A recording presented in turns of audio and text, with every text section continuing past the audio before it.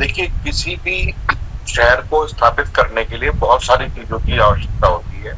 अगर हम इमेजिन करें कि एक बहुत खाली मैदान है, तो उसमें सबसे पहले एक घर बनेगा, फिर दूसरा घर बनेगा, फिर उनकी आवश्यकताओं के लिए दुकान बनेगी, फिर उनकी आवश्यकता के लिए स्कूल बनेगा, इंफ्रास्ट्रक्चर तैयार होता है। और जिसमें अगर हरिद्वार जैसे शहर की बात करें, तो सदियां लग जाती है, तब जाकर वो हरिद्वार तैयार होता है।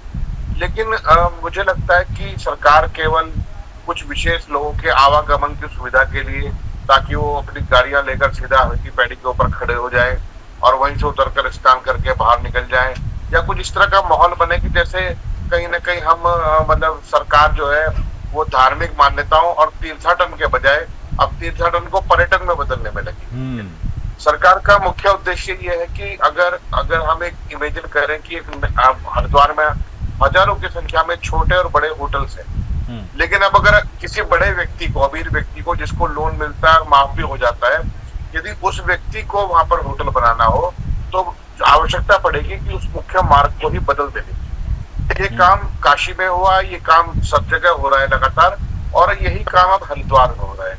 ये हर शहर का स्वरूप बिगाड़ रहे हैं इंफ्रास्ट्रक्चर के नाम पर, जो एक बेतरतीब और बेढंगा निर्माण कर रहे हैं। उसकी वजह से प्राकृतिक आपदाएं तो है ही, लेकिन सबसे बड़ी तो ये आर्थिक आपदाएं हैं। एक छोटी सी मोची की दुकान, एक मोची की दुकान भी वहां खुलेगी जहां पर लोगों का आवागमन होगा, वहीं वो कोई छोटा सा कोना ढूंढकर वो वहां पर बैठ जाता है, हम्म। मौका देखता है, फिर लंबे समय काम करता है, तो बहुत छोटी सी दुकान उसको दे दी जाती है, खरीद लेता है या किराए पर लेता है, तब जाकर वो अपना एस्टेब्लिशमेंट खड़ा करता है।